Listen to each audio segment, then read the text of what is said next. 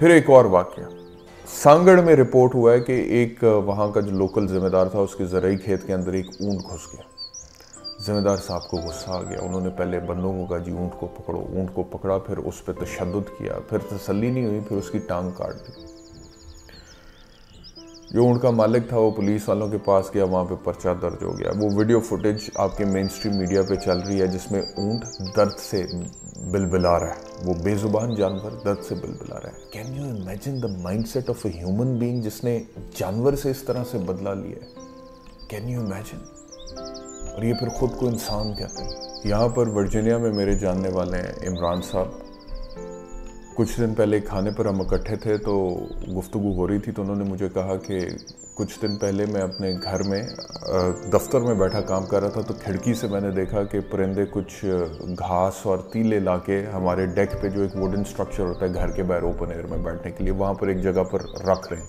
तो कहते मैं बाहर निकला, मैंने उसको क्लियर कर दिया कि हम ही गन डालेंगे। कुछ दिन बाद दोबारा जब मेरी नज़र पड़ी तो वो एक घोंसला बना चुके हुए थे एक मखसूस जगह पे, और फिर मैंने देखा तो घोंसले में उन्होंने अंडे भी दिए हुए थे। तो कहते हैं फिर मैंने कहा कि now this is not possible कि मैं इसको हाथ भी लगाऊं, क्योंकि ये अब इनका डोमेन है, इनकी जो रिस्ट्रिक्शन, उन्होंने अपना घर बनाया है, अंडे दिए हैं, बच्चे उनमें अंडों में से निकलेंगे, तो इस वजह से मैंने ये नहीं।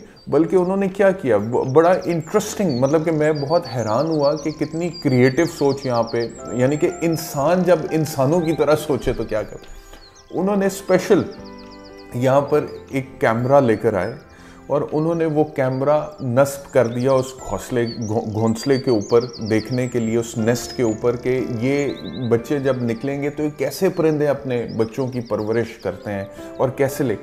और बाकायदा तौर पर एवरी सिंगल डे वो कैमरा इस तरह का है कि जी जब कोई मूवमेंट होती है तो उसको कैप्चर कर लेता है, रिकॉर्ड कर लेता है। तो एवरी सिंगल डे उन बर्ड्स की जो लाइफ है, अमेरिकन रॉबिन उन बर्ड्स का नाम है, और बल्कि मैं आई वुड स्ट्रांगली रिकमेंड कि आप ज़रूर देखें वो चैनल। ये मतलब कि इस तरह की ये ह्यूमेन फैक्टर होता है, आपको ज़्यादा इंसानियत उजागर होती है आपके अंदर इस तरह की चीज़ें देखने से। वर्जीनिया बर्ड हाउस इस चैनल का नाम है, और सोशल मीडिया टीम से कहूँगा कि उसका लिंक भी डिस्क्रिप्शन में लिख दें। जो कैमरा उन्होंने नस्ब किया ना जी वहाँ पे, उससे फिर एवरी सिंगल डे उन परिंदों की जो लाइफ है वो उन्होंने यूट्यूब पर अपलोड करना, दिखाना शुरू कर दिया है कि जी वो किस तरह बच्चे पैदा होने के बाद अपने बच्चों को फीड कर रहे हैं। फिर एक दिन क्या हुआ कि उनकी जो बच्चों की माँ थी, मामा रॉबिन उसको बोलते हैं, उसको एक हॉक ने पकड़ लिया और खा गया, अपने साथ ले गया। और वो जो पापा रॉबिन था उसने बहुत शोर मचाया, उसको बचाने की कोशिश की, लेकिन बचा। Now the babies were left without a mother. और अब 15-20 दिन से वो जो पापा रॉबिन है, वो जो बच्चों का बाप है, उन परिंदों का बच्चों का, वो आकर उनको फीड कर रहा है और खिला रहे हैं। और वो सारी स्टोरी जो है कैमरे पे रिकॉर्ड करके उन्होंने यूट्यूब पे लगाई। तो कहने का मकसद ये है कि ये होती है इंसानियत, कि मतलब कि ये इंसानियत के लिए। अब इसको आप ज़रा कंपेयर करें इन वाक़यात के साथ कि सांगड़ में ऊँट, वो लोकल ज़िम्मेदार की ज़रई ज़मीन के अंदर घुसा है तो ऊँट की टांग काट दी तशद्दुद करने के बाद, अपने गुस्से की आग को ठंडा करने के लिए।